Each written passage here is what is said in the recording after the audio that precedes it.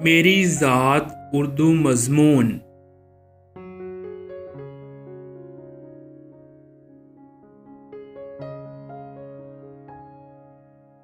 मेरा नाम हमज़ा है और मेरी उम्र 12 साल है।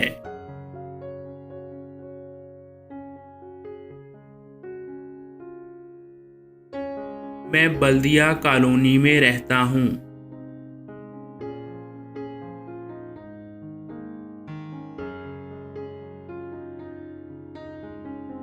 मेरे वालिद का नाम नईम ताहर है।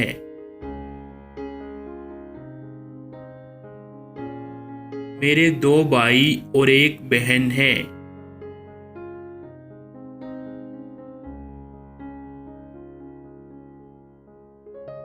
मैं छठी जमात में पढ़ता हूँ।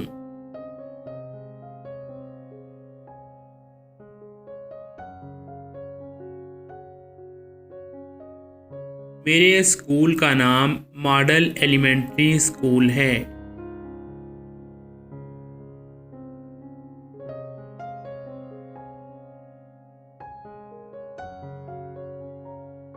मैं सुबह सवेरे उठता हूँ और रोज़ाना नमाज पढ़ता हूँ।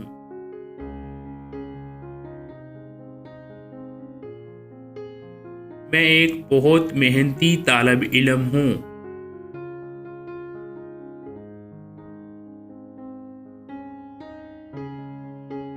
मैं अपने तमाम उस्ताज़ा का एहतराम करता हूँ।